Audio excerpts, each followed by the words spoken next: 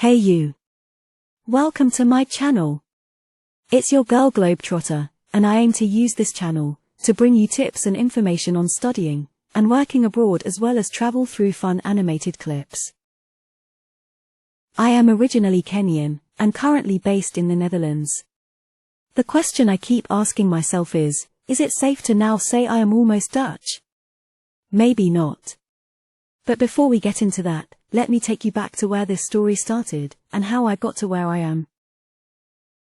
I did my finance undergraduate degree at one of the leading universities in Nairobi. Upon graduating, almost 6 years ago, that's when I would say I started living like a proper functioning adult.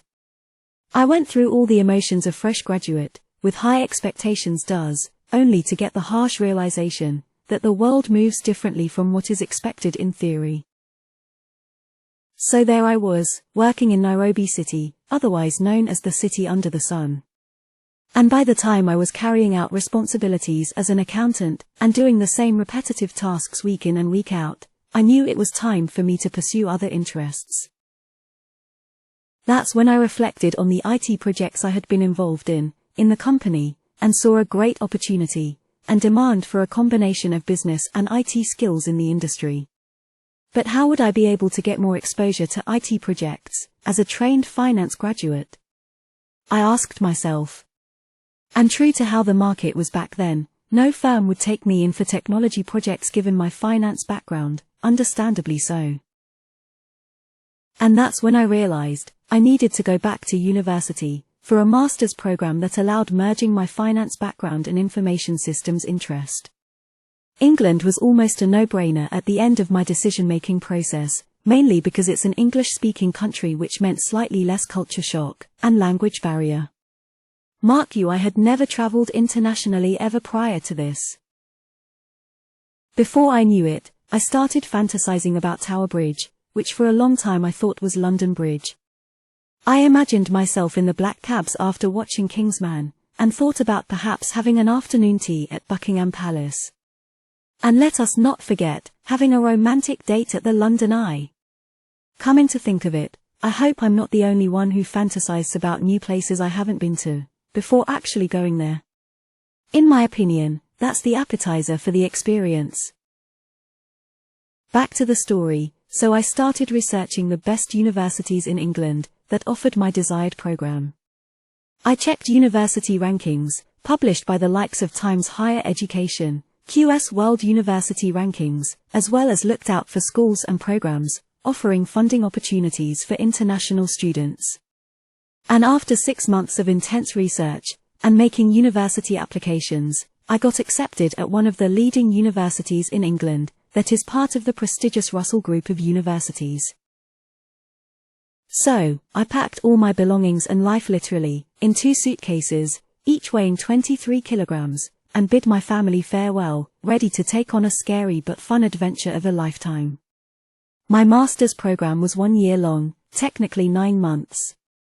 And was a roller coaster, with crazy hours of studying and adjusting to the UK education system, which is completely different from the Kenyan one. I also have a lot of fun memories of learning and researching on what I was passionate about. Moving to a new country also means building your social circle from scratch. Do not underestimate how making new friends as an adult is hard. But I was lucky to meet a few special people who made my experience worthwhile, so I still sneakily had a fun but intense student experience. Before I knew it, graduation happened. Another special period in my life. And of course, after this honeymoon stage, came the reality of being an international student in the UK in 2020, before the new graduate visa was introduced, which now allows students to remain in the UK for at least 2 years post-course completion. At that time, as an international student, I only had 6 months to find employment in the UK before my student visa expired. And as if that was not enough stress, the COVID-19 pandemic also hit, making everything even more unpredictable.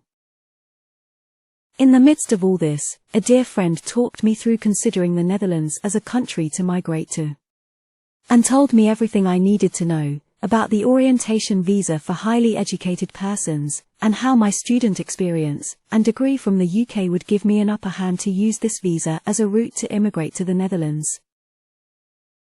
I applied for the visa in London, where the process took roughly 1 month, and was really happy when it got approved.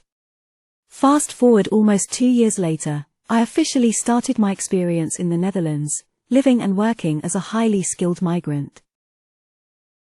Watch out for the next video, where I go into more detail about the orientation visa for highly educated persons. And as usual, like, comment, share and subscribe.